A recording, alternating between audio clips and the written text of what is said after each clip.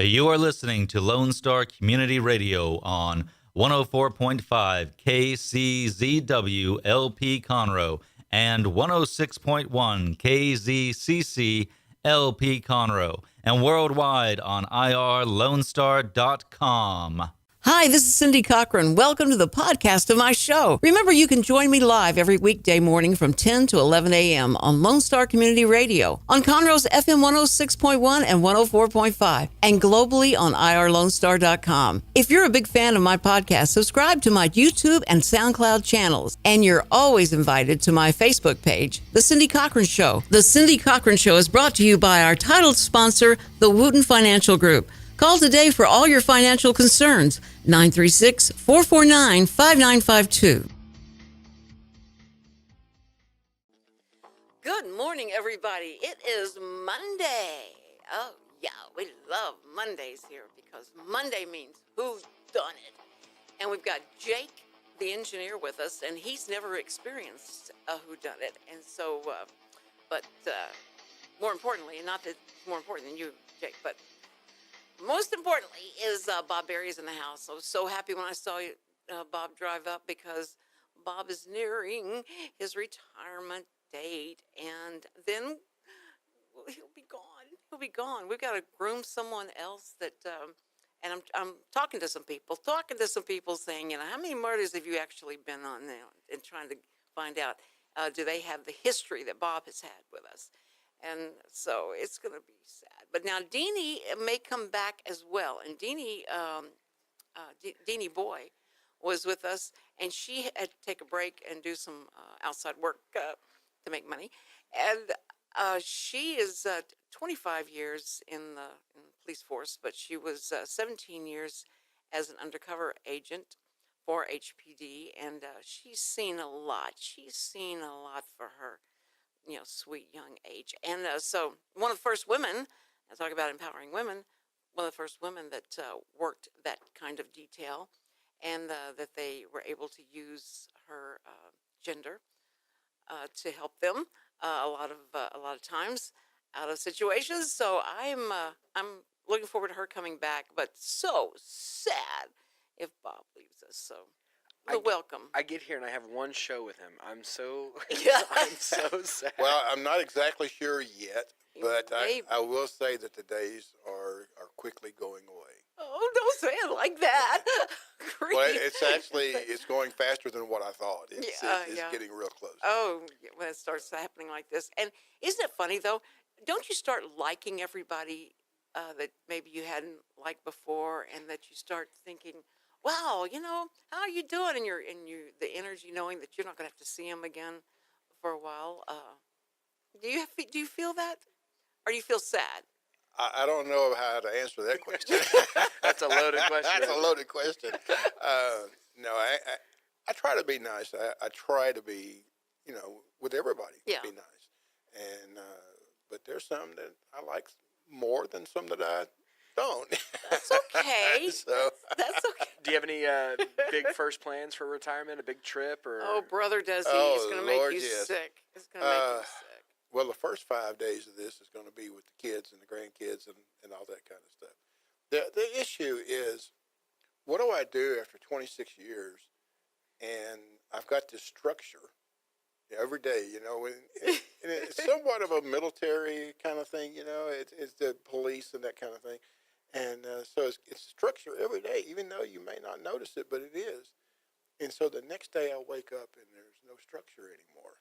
Yeah, that's going to be the biggest challenge. Yeah. My mom struggled with that. Until my wife has this list that's already going on the refrigerator to be done. And so I have another one, but I don't think she would really appreciate that on the radio. And oh, please give us the list. Come on, we won't tell anybody. Yeah. And that's hilarious. I'm feeling good today. Yes, okay. You have a little pep in your step, and I think that's great that you're here. It's not the what I'm going to. People ask me, "You're going to get a job? You're going to do something else? You're just going to sit in a chair? What are you going to do?" What? And said, well, I really haven't decided yet. I've thought about going to Home Depot and working for that. Not for the money, but for the discount, so I can go back to my That's to my shop and everything. That's exactly right. That would be great. I'm trying to find Sam a job, something to get him. Except when he gets on cleaning binges, I'm all for that. It's like have at it. That would be great. I couldn't find anything ever again, but that's what he did the first week. He made up his own list and decided I'm going to start doing all this. And I came in and all the cabinet doors were open. It looked like the show, the horror movie, and like something had happened. All the cabinets were open, and the doors, and I didn't know where I was. It was just strange. It all just happened, and the chairs were up on the table. And what was the name of that show? That it started with a P A. I cannot think of. Okay. Anyway, why do I start those things until I know the name of the show so I can tell? Everybody's saying it and screaming at the radio, going, "It was." Paranormal Activity? No, the little girl, blonde-headed girl, and she died because of toxicity. But she was, it was, they're back. What? I can tell you everything about it. And the closet opens, and all the stuff comes out of the closet. It's a Spielberg movie, and they have to bring the lady in to try and clean the house so that Exorcism? No, it's not exorcism. It's way before your time. It's a Steven Spielberg. Is anybody texting me? Wake up, everybody! What is the name of that show? That's going to drive me nuts. Okay, so I'm not going to think about it anymore. Think about do Spielberg movies, and it's one of those movies, and it was. They built the home development, the neighborhood, over an old Indian burial ground, and these spirits, are released, and they're coming back for revenge. Poltergeist. Poltergeist. I love you, Jake. Poltergeist. I know it started with a P. That's all I had. Thank you, Google. Thank you, Google. Thank you so much. That's our assistant producer. Yes, Google is our assistant producer. And so, anyway, that's what it reminded me of. That's all I wanted to say. It reminded me of Poltergeist, because he would go in and just, tear up a room and try and start cleaning it.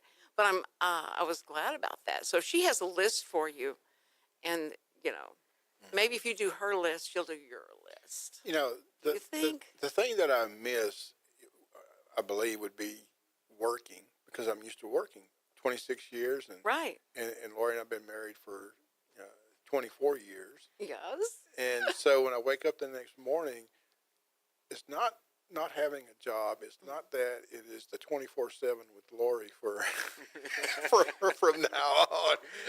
And it works. It works both ways too, because That's now right. she's going to have to.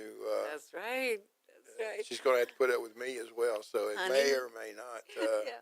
Honey, I'm not going to watch that show. This is the show I watched at this time. Exactly. And we have more than one TV. Get in your other room. I go to my shop. That's right. That's what man cave. That's why they Right. were invented in the first place, was that. But I've never seen Sam's the worst retired person I've ever seen. I mean, because he doesn't. He wants to be doing something, and he was going to get a job at the Holiday World to sell those motorhomes. And that was one of the other. He says maybe we can get a discount, and we'll get that. Well, maybe he should go to work, because we think about that. Yeah. So I'm telling you, I think that to get him busy, he came down here. You should have seen the show he came on. I got him finally. He does not want to do this, and so I made him come on to talk about the 50s, and because a research had come out and said that our culture hasn't changed since the 50s, and he went, "What, did an 18-year-old write this? What in the world? Who wrote that? That's ridiculous." Even though he didn't want to come on, he seemed to have really enjoyed it. Oh, he does. He was a performer. He played in a band for so long and performed in a lot of places. So he's a performer. When you get him on stage, especially, and so he that part of him comes out. So when he got in front of the microphone, he did fine. He just always said, "If you just shut up and I could say something, okay?" And that's like Dennis O'Connor speaking. I went, "Oh my word!" That's what he's always telling me. But anyway, it's whodunit. and we'll do that in starting the second segment. But Bob, I got to talk to you. I mean, it's everywhere. 12 minutes ago, we just got a flash that there's been multiple killings in Orlando, Florida, at a company that makes awnings. So, now, that doesn't sound. That sounds like maybe it's a dispute with he got fired or that kind of thing. I don't have that information, but it did happen in Orlando, Florida, and multiple shootings. And so there, if anything comes up, we'll be sure and report it. And I'm sure that Jake is looking. Jake, if you'll look on the Drudge Report, I always like his angle on it. I'd rather have that than ABC or NBC or CBS angle on it. But one location or yeah, it's just one location. Okay. So doesn't that, like, first blush, does that make you feel like, okay, it was probably either a marital dispute or the guy got fired or he's mad? But they might not like their boss. What's weird that you said that is the first sentence in this report is saying that they got a call from this girl who was hiding in a bathroom saying, "My boss is dead, my boss is dead," and that's all she could say. She was just hysterical, and so they didn't. That's what they have on it right now.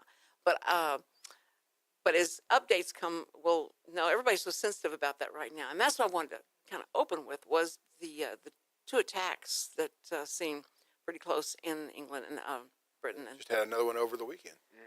The one that happened in London and the one that happened in Manchester. And what's strange is then they had that concert.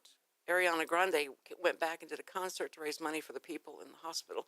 And they said like it was a ring of steel around this concert. And it was an open air concert. And, those policemen go like, "I think it's great that you want to do that, but please give us, we're trying to breathe here. We got so much stuff going on." And then they have those one, but they contain that in 8 minutes. It's like 8 minutes shut down. And that's a good time. So everybody's been real impressed with that.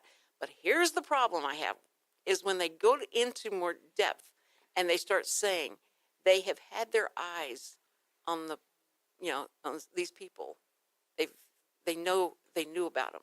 And that makes everybody sick. They're like, wait, you knew about them? How did they get to this point? How did they come here? There's not somebody not checking on them and all that. And there's one more thing I don't understand. How do they allow people that they're looking at to fly over to Syria and come back, and fly over to Syria and come back? And so if Trump would just say, look, here's the deal. You get one-way ticket to Syria. You get one-way ticket to Yemen, to, these places that we want to, stop and really vet people. Just, you go one time, and you don't come back. Because what we know is you're going over there to be radicalized, and these people say they're homegrown. They're not really terrorists. They're homegrown. What difference does it make if they still go out and shoot the people and stab the people and run them over with a truck? And so somebody got mad at Trump because he said the ban needs to stand. This ban is important, and talking about the vetting and the ban and the pause or whatever they're going to call it about people coming into our country. And every time there's anything where somebody used a gun, everybody jumped on that. See, we need more gun control, more gun control. And so since they used the truck and the knife, I haven't seen the truck and knife, have a problem with that. So anyway, I don't know what they're going to do with that. We've got to go to a break. And then a lot of people are going like, thank goodness. But we'll be back. We're going to do a whodunit. But I just want to get Bob's reaction to what I just said. Oh, the look on his face. You're retiring. It's okay. Nobody's going to blame you for what you say. It's okay.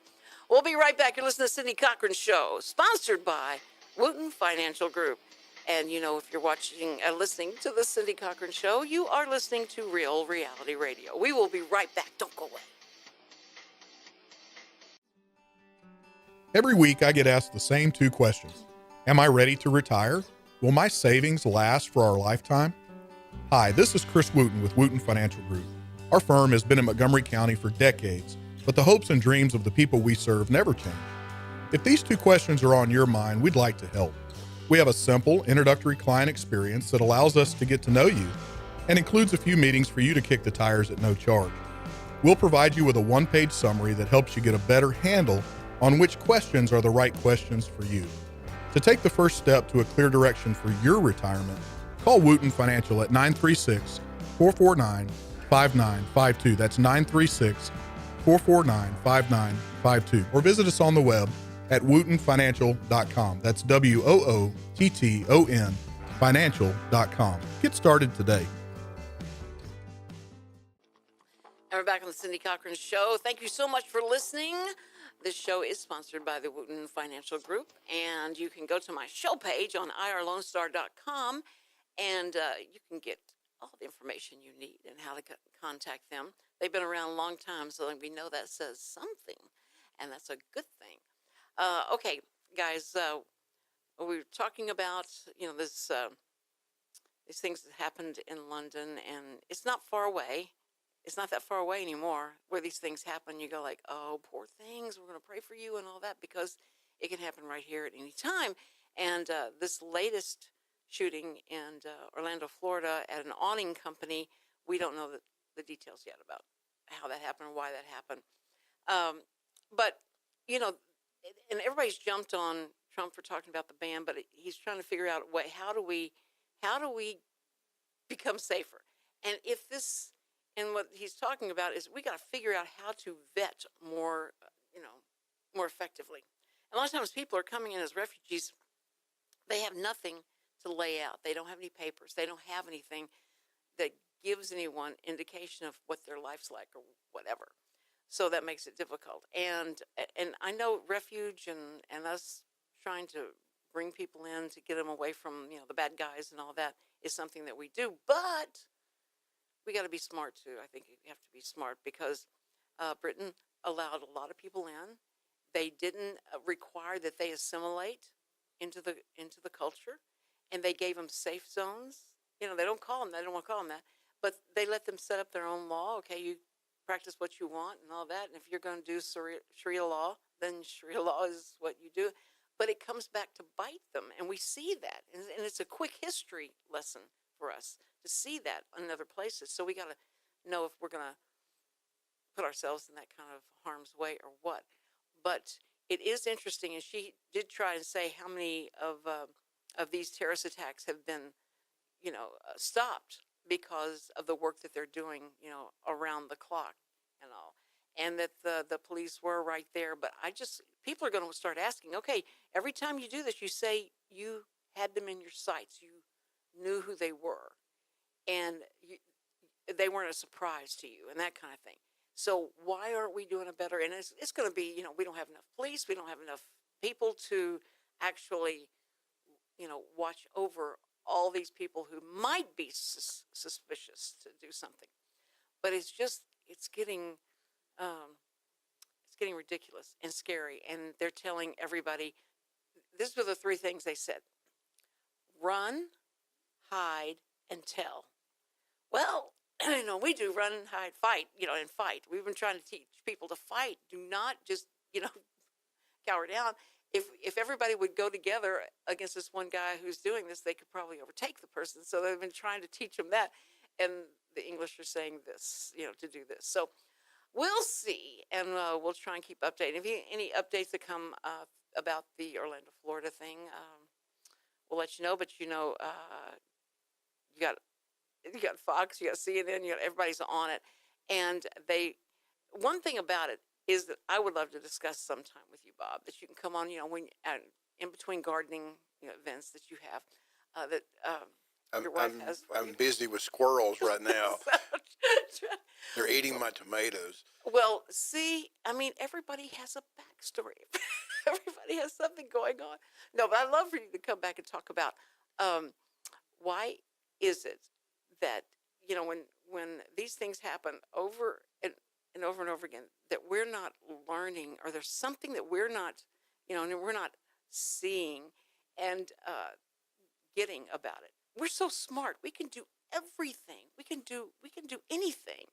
But to predict when some guy's going to snap, I understand that. And that's what we've had a lot in this country. People snap and they go crazy and they just go shoot everybody because they're mad, or, they're mad at their wife or something happened. And but these guys that are purposely doing this, and they don't care if they blow themselves up because they think that's a badge of honor. So that kind of stuff is what, it's difficult for us to understand and wrap our head around. How do you fight that kind of mentality? So we'll talk about it. We'll keep talking about this. It's not going to go away. All right. Now, speaking of crime, and all, Bob has a really good story for us today. And what happens if this is the first time you've joined us? It's not about all politics stuff. We talk about crimes that happen. And in Conroe, we don't have that many crimes, right? That's Bob? correct. Okay, yes. okay. And, Very few homicides or other things. Now, one of the things that I like to talk about is it a crime? Mhm. Is it a suicide? Right. Is it anything at all? Yes, that's so right. that's up to the people that's listening to the Listening. radio. If it's your first time joining us, like Jake over there, this is where he's going to lay out a crime scene that he actually worked as an officer in the past. It's a past crime scene, no names or anything like that. But he's going to lay out the evidence of it, and then we, as the listeners, get to ask the questions. And you can on my Facebook page, the Cindy Cochran Show, you can go to messages and say, well, why didn't they find this? Or why weren't they looking here? Or how did the blood splatter up on the wall? Because everybody's watched enough forensic type of shows now that we get pretty well educated. And so we know the questions to ask and the buzzwords. Or at least we think we do. Of course. And the buzzwords are all there. We know what to say. So you're allowed to ask that. Now, if you're driving, you may not be able to do this, but you'll think of things that'll make you think, well, why didn't they do this or why didn't they do that? But it's murder in the first degree. But we don't know if it's suicide, murder, or Natural. Natural. That was it. Natural. Okay, Bob. Here we go. Sometimes it's a stormy night. Is it a stormy night this It's one? always the night. It's always the night that it happens. Now, Okay. actually, this was early in the morning. It was daylight. Oh, it was daylight. Okay. It All right. was early in the morning. Okay. All right. So take it away, Bob Berry. We called this one Blood and Boots. Blood in the Boots. That sounds like a great title for a country western song. That's some Blood in the Boots. Okay. Yuck. All right. Go ahead, Bob. In all seriousness, it was a call out for us, for the detectives to come out and look at it. It was a building. It was a commercial. There was a company there. And so we get there, and the partner, there are two people that own the business. And so we get there, and the doors are locked. And so we talk to the owner. The doors are locked from the inside. The doors are locked. Or they're locked, yes. Okay. So you feel like nobody's come in and out. That's why that's important, right? That's important. From the outside, it looked like there were nothing, unusual, nothing broken in. Nobody stole anything, didn't break a window or anything like that. So we talked to the owner, and he had come to work that morning and noticed that the door was locked. And so he opened the door with the key and walked in and found his partner there in one of the offices. And he's the one that called. Yes, and he's the one that called. Okay. And so, and I'll give you this freebie here on that, is when he called the police, he actually closed the door and locked the door in case anybody else wanted to come in or anything. Oh, okay. So, Okay, well, that makes sense. All right. And was he there when the police arrived? Was he still waiting? he was still there waiting for Waiting for us, us. yes. Ugh, he was waiting in the room with his dead. Well, he was actually out on the steps outside. Okay. All right. So when you walk in the door, where is the deceased? It was in an office, and it was off on one side of the building. There were several offices in the building, but this person was in their office, and was apparently no longer alive. I like the way you put that. Was he on the floor? Was he Sitting in his Straight. chair. he was sitting upright in the chair? Mhm. Like Was he upright or like slouched or? He was somewhat Slouched, yes. Yeah. But he was still sitting in the chair. But you mean like head He had with not chest? fallen over on the He had not desk fallen. or anything like that. No. Was his hands on the, you know, was his hands on the chair or was it on the desk or where was his hands? Yeah, they were pretty much just kind of hanging on the arms, on the armrest. Armrest of the chair. Okay. And blood, could you see any kind of like wound? Not At that immediately, point? no. No, there's no wound. He's just sitting there. Mhm. Okay. What did the partner say? He kind of looked around to see what was going on, or shook him, or said, "Are you okay?" Or just He tried to talk to him or wake him up. He thought he was asleep or whatever. Yeah. And so could not wake him up, and he realized at that point that he was dead, and that he called the police. well, wouldn't it seem like he would have fallen over on the desk if he tried to wake him up? Like if he's like that. No, he Like- was kind of leaned back in the chair a little bit. Okay. Oh, well, that must be hard. Okay, so he didn't know what had happened or why this happened. That's why he wanted y'all to come find out what happened. And at first glance, you're not seeing any kind of wound or blood on his face. No blood on his face, on his chest or upper part of his body. No blood. No blood. I'm starting to understand why you called it what you did. We're going to go to the lower extremity and investigate that. So you come right back because we've got more of the whodunit questions to ask and for you to answer. Oh boy, you're listening to Cindy Cochran Show, Real Reality Radio, and we're sponsored by Wooten Financial Group. Don't go away. Every week I get asked the same two questions. Am I ready to retire? Will my savings last for our lifetime? Hi, this is Chris Wooten with Wooten Financial Group. Our firm has been in Montgomery County for decades, but the hopes and dreams of the people we serve never change. If these two questions are on your mind, we'd like to help. We have a simple, introductory client experience that allows us to get to know you and includes a few meetings for you to kick the tires at no charge. We'll provide you with a one-page summary that helps you get a better handle on which questions are the right questions for you.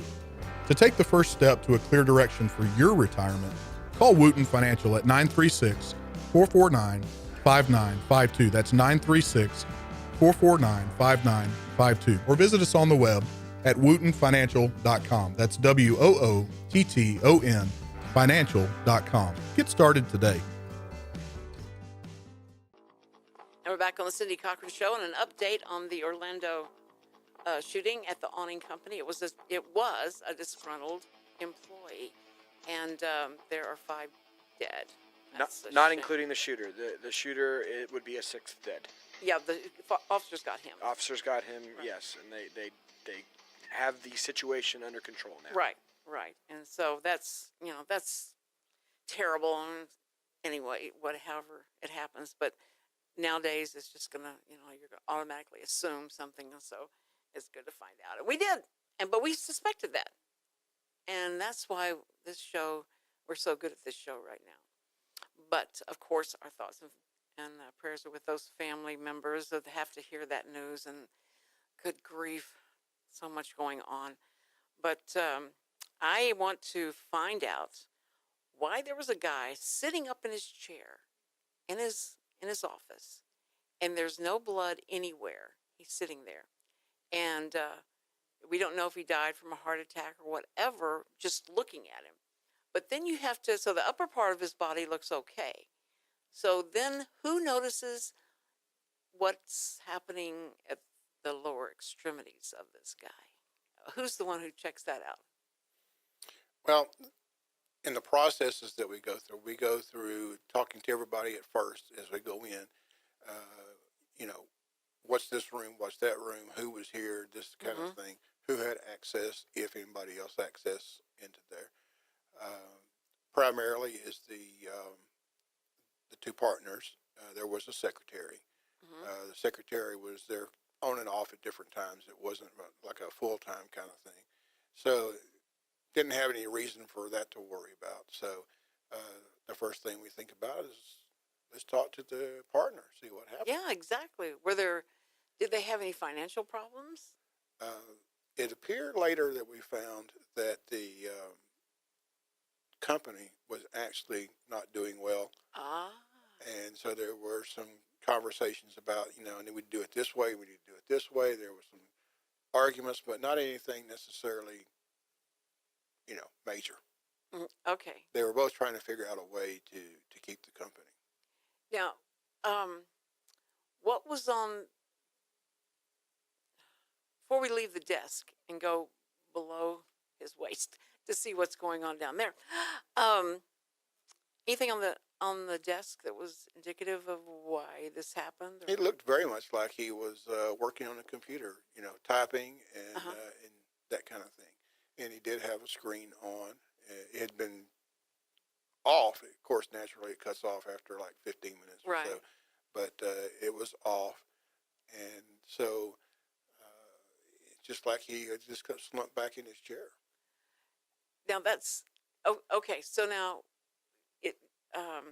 we don't have the guy that you call and says, come out and look at the guy, look him over. Justice of the peace. Yeah, you have to do the justice of the peace. Forensic thing, guy. So, yes. so we don't have that guy, but we've got the justice of the peace. Is he going to come out, or are you just telling him what you've seen?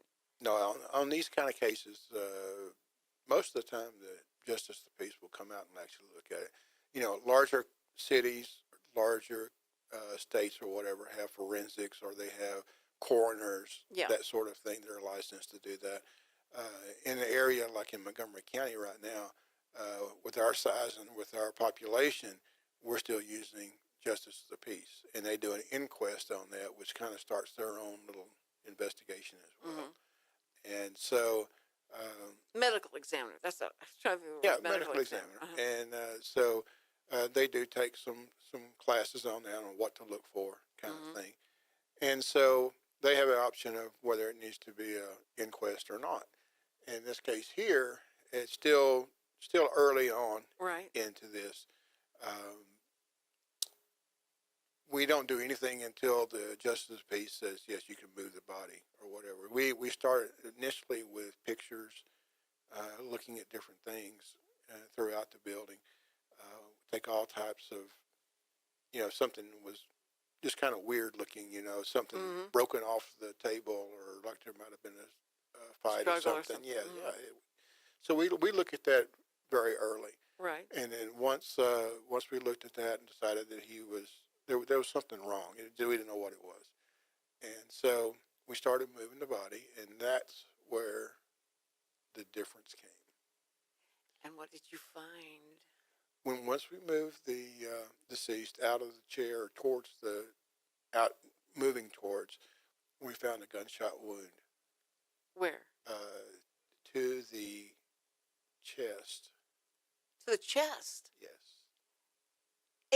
And when he was pushed up against the desk, you couldn't see any blood? Is that what, you weren't seeing any blood? No. But there was a gunshot to the chest. So was he placed there after he was shot? We don't know. There was no blood. Well, that's why I think he might have been moved to that location. But in that case, there would have been blood on the Carpet, floor yeah. or carpet or stairs or whatever. Yeah. Okay, and he had no powder burn on his hand from Correct. shooting. Okay, from shooting a gun. And you didn't find the gun, or you didn't see the gun? Did not find a gun. Did not find a gun. Had the wound in the chest. Okay. But there was blood, because it's called blood in the boots. Does he have boots on when you move He him was back? wearing boots. Boots. Yes. Mm-hmm. And how did you discover the blood in the boots? We didn't notice that Oh. initially Okay. until we actually had taken the body out and got to looking, and we saw blood coming out of the inside of the boots. Yikes. You mean like over the top of them? No, it was once we laid him down, it was Yeah. actually starting to Pour out.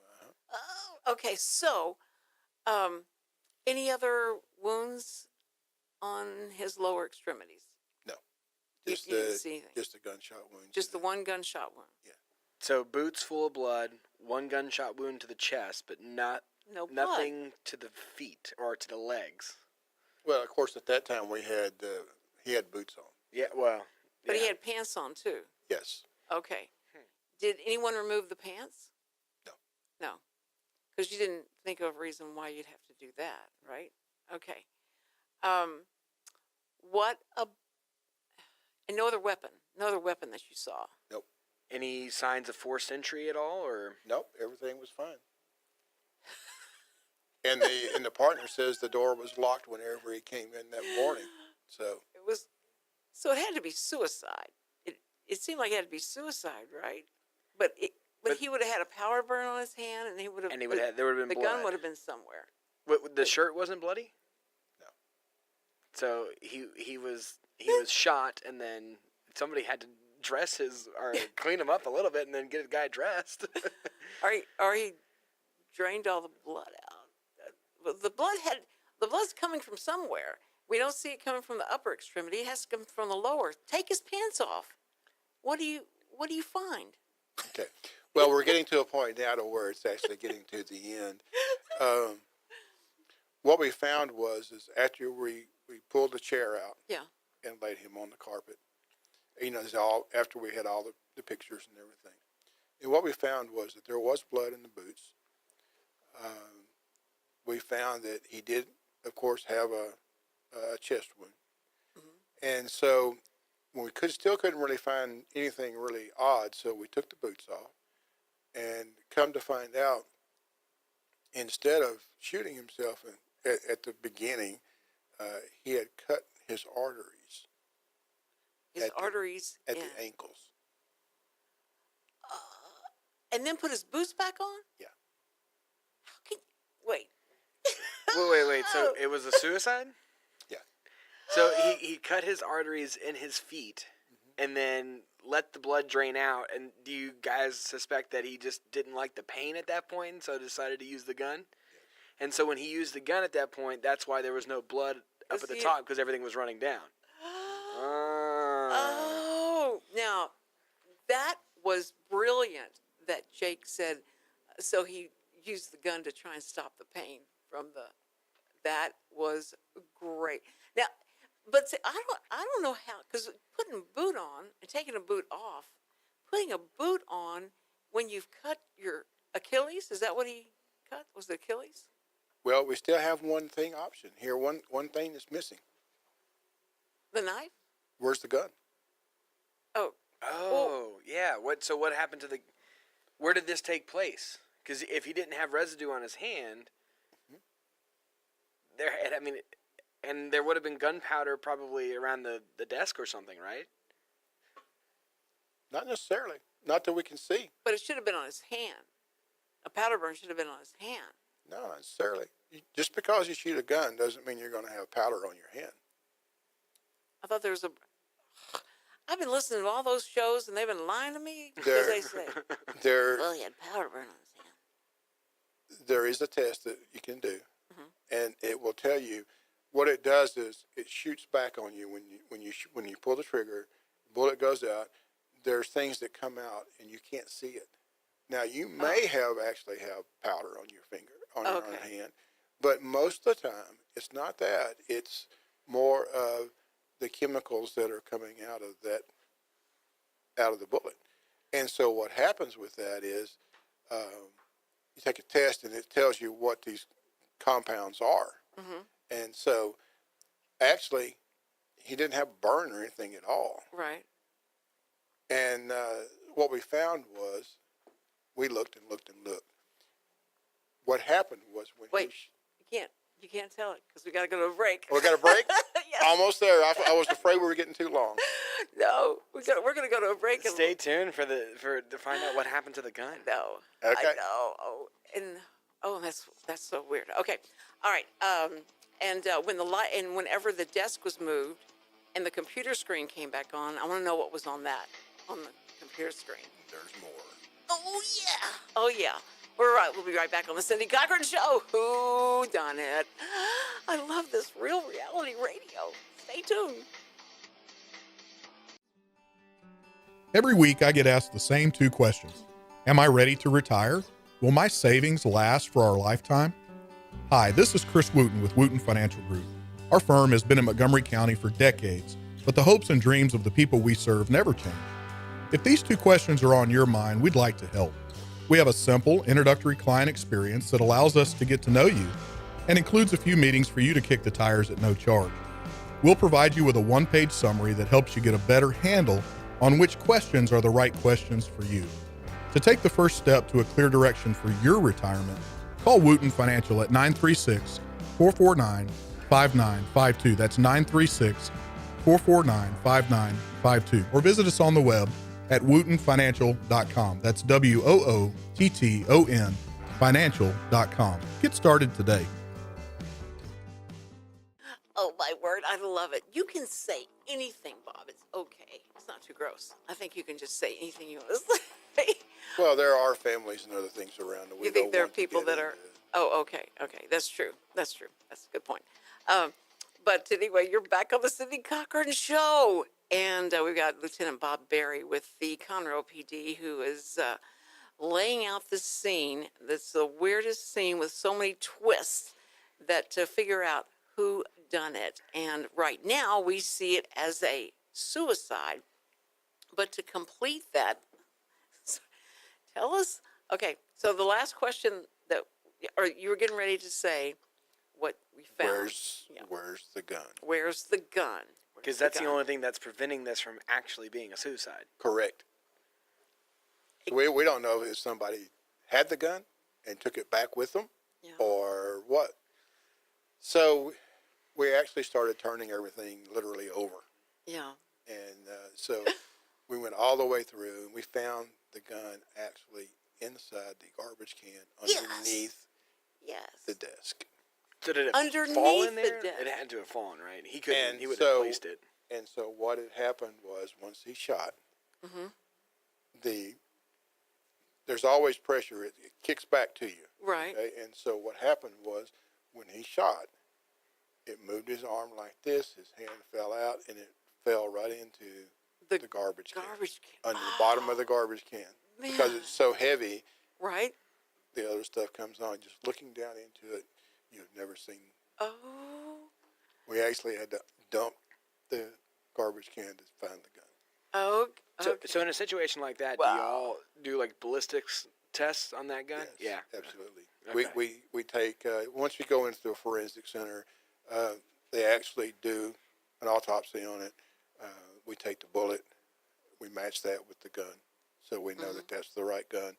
And it did also have his, and more so now, is not just fingerprints, because on guns are very hard to get fingerprints on them. But what we are now doing is DNA. Oh, the DNA, yes, of DNA course. works is a lot better. And so the last person on that gun had that DNA, and that was the owner. Okay. Oh, my word. Okay. Now, tell me about the screen, the computer screen. Like when that came back up, what was he looking at?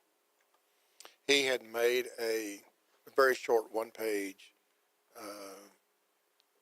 I'm sorry, I can't do this. It didn't do well, and I can't do this anymore, kind of thing. Oh.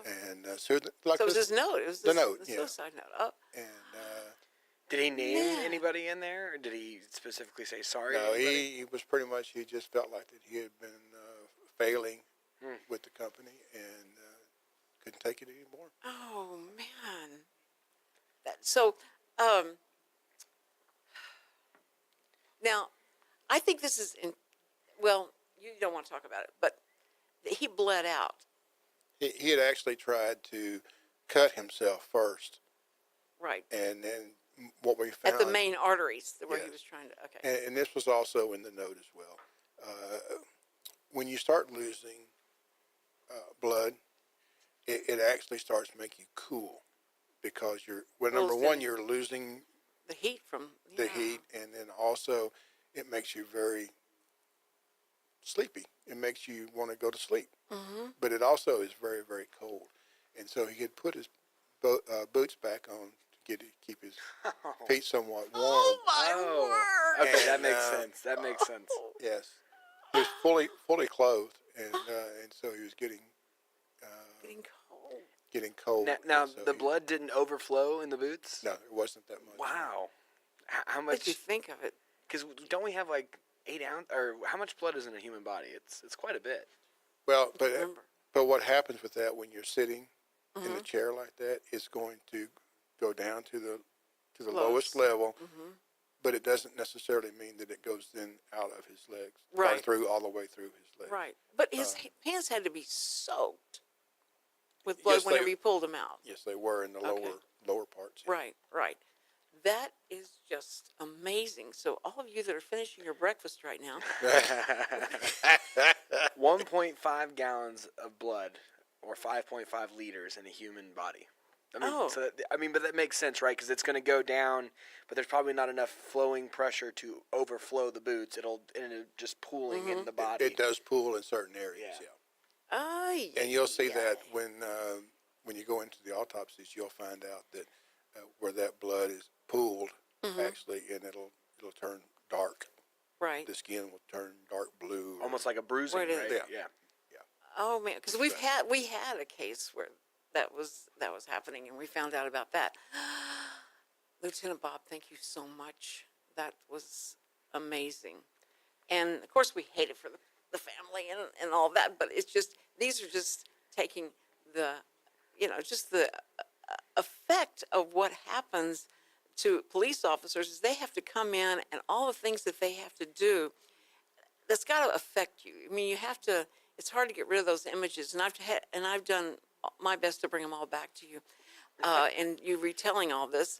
But those images of seeing that and what you now have to deal with, are you able to just leave that at the office in that room and walk back out? And You will never forget those things. The question is, how much can you deal with that? And I think over the 26 years that I've been, I've seen a lot of things. A lot of good things, a lot of funny things, a lot of bad things. yes, yes, you I have. wish I had started a book, Back then, it's not too late. It's not too late. Yeah, you're to going do into that. retirement. You can do it now. Yeah, there you go. But it can. It depends on on the way that you operate, because you could be very very quiet. It could also it can just hurt your brain. I mean, the way Well, that we see. I think this has been cathartic for you to do the whodunit thing, and I knew that from the beginning. I little thought this stress was relief. good. Yeah, this is why I did this. No, it was sweeps week, and I thought this would be a good thing to get people. No, actually, I want to show people what all you guys have to go through. I want to show what you have to think about and how you have to, be so discerning and what you're faced with every time you walk through that door. You don't know what's going to be behind that door, and how you're going to greet people. So I just want to thank you. We just want to celebrate how amazing you've been over doing this. And I hope this isn't your last Monday. I hope you get to come back next Monday. But if it is, we certainly want to send you off with all the kudos we can. One of the things that I wanted to do with this, and for the last 3 years or something we've been doing this, it's interesting to the people, to the public, that don't always get to know everything that's going on behind it. Right. And so at the same time of that, we want to know that there's good things Yes. with the police departments and Yes. our agencies. Everybody has issues, Right. whether you're a teacher, a preacher, or it doesn't matter. Right. Everybody has issues, and so do a few, a small part of police. Right. But at the same time, we have a lot of great people that are doing the good stuff Amazing. for this area, for the country, for the nation. It's unbelievable on how these people can live doing this for this kind of stuff. It is. And we're so glad there are people like that. And we just want to thank you for your service and keeping us safe. Yes, Don't thank make you, me cry. thank you. Yes. And all your friends and everybody else. So now we got to find somebody. I don't know if we're going to find anybody like you. Never. But we have Not to with groom that kind somebody. of beautiful radio voice. Yes, I know it. He gets in there and he goes, "It's now time for a whodunit." But we have loved having you. And any time that we can have you here, it'll be Maybe great. I could be a radio guy. Yeah, come Yeah. on. We got spots for DJs. There we go. Come in and do voiceovers for us. Richard would love to have you on here. That would be great. Well, we've had so much fun with you, Bob. And And your sweet wife, Lori, is, we give her all the credit as well because she's so sweet to share you with us. Share you with us. Yes. Okay, that's right. Listen, guys, thank you, Bob. Have a great retirement. If we don't see you, we know you're going to have a lot of fun. We know that. I'll still be around. Yeah. Okay. All right. So anyway, guys, thank you for joining us, and we'll be back tomorrow with the crazy guy from Shawshank Disc golf. Shawshank Disc Golf, and I can't wait to have him on here. It's going to be so much fun. So don't miss tomorrow. I will see you every day this week, Monday through Friday, 10 to 11. And you guys, remember, have a great day. I don't care what it looks like outside. Just enjoy the day. Enjoy the fact that you're breathing in and out regularly. It's great. The Cindy Cochran Show, sponsored by Wooten Financial Group. And we thank you. And we'll see you tomorrow. This program is sponsored by the Wooten Financial Group. It is not the intent of Wooten Financial Group to render or offer personalized investment advice or financial planning advice through this radio program or any related website. Wooten Financial Group's participation in this program is limited to providing general information on financial matters and should not be construed as financial recommendation or investment advice. Investment advisory services are offered through Game Plan Advisors, Inc., a registered investment advisor registered with the Securities and Exchange Commission and the state of Texas. Insurance services are offered through Wooten Financial Group, Inc. Game Plan Advisors and Wooten Financial Group, Inc. are affiliated through common ownership, and neither firm is affiliated with The Cindy Cochran Show. No listener should assume that any information presented and or made available on this program serves as the receipt of or a substitute for personalized individual advice from Game Plan Advisors, Wooten Financial Group, or any of their representatives. Hi, this is Cindy Cochran, and I want to thank you for checking out The Cindy Cochran Show and invite you to listen live every weekday morning from 10 to 11 on FM 106.1 and on 104.5 and globally on irlonestar.com. The show you just fell in love with was recorded and will be posted on our podcast channels on iTunes and Google Play. You can even watch the show on our YouTube and on TV with our City TV Channel 12 on Suddenlink. So make sure to subscribe to keep up with me. My Facebook page, The Cindy Cochran Show, is always a good place to contact me through messages, to interact live on the air and ask questions, make suggestions, whatever. Special shout out to the show title sponsor, the Wooten Financial Group. Thanks for checking out this podcast of Lone Star Community Radio, Montgomery County's community radio station.